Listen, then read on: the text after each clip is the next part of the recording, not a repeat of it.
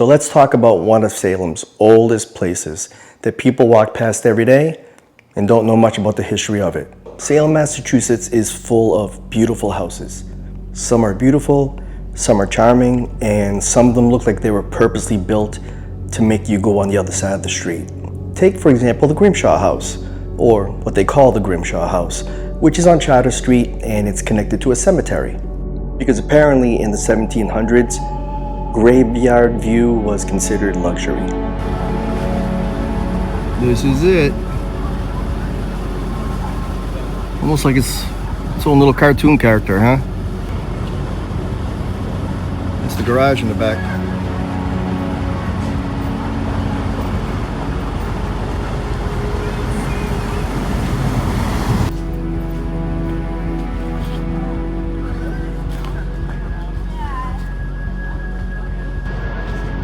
So you can see it's right here connected to Charter Street Cemetery. But more than just being a creepy looking house, it was also somewhat attached to the author Nathaniel Hawthorne. You know, the dude that wrote House of the Seven Gables.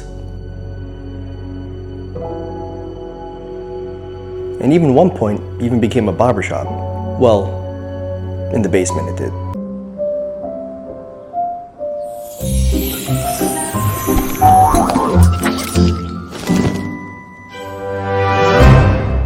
Because nothing says relaxing haircut like a bunch of dead Puritans right outside your window. So the Grimshaw House was built in 1770, roughly 80 years after the whole witch hysteria happened in Salem, Massachusetts. So despite how creepy and everything that it looks, it wasn't around during the witch trials. Not even close. You got Charter Street Cemetery. And then you got that bad boy. It looks just creepy as hell as is. So why is this such a big deal? Well, let's start with this. In 1835, Dr. Nathaniel Peabody ended up moving into this house. He had 3 daughters, Elizabeth, Mary, and Sophia. Sophia is the one you want to think about for a second, okay? So, Nathaniel Hawthorne, the author that I was talking about earlier, right? He and Sophia, they started hooking up, right?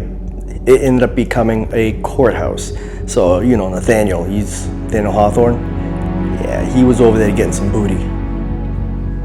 My man. Yeah, baby, time for some action.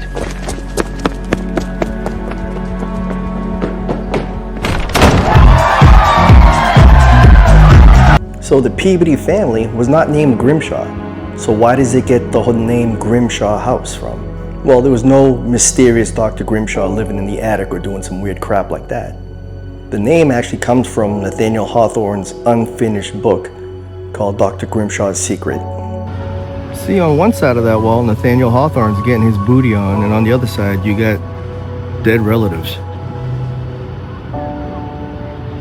The story featured a gloomy house next to a cemetery with a dark history to it. So over time, people just started rebranding the place the Grimshaw House. Great marketing decision, right? Plus, the Peabody family residence doesn't got that same energy, you know what I'm saying? Grimshaw House? Hell yeah, that sounds good. You know what these things here were for? Back in the day, to scrape off all the mud and the horse crap off the bottom of your boots and shoes. The house had its hardships. In 1914, it ended up surviving a fire. Pretty bad one, inside as well. But it was remodeled and turned into a boarding house for a while. And at one point, it did end up having a barber shop downstairs in the basement. So as of today, the Grimshaw House has gone through some restoration.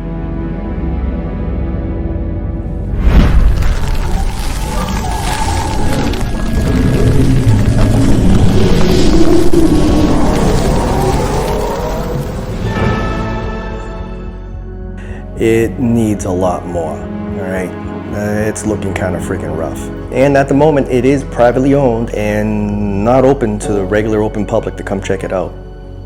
As you can see, it's fenced up pretty good, as a matter of fact. So feel free to admire it from the outside and walk around it. Just don't try to go on property looking for Nathaniel Hawthorne's ghost. Number 1 ain't there, Number two, the residents that are there, they're gonna definitely let you know.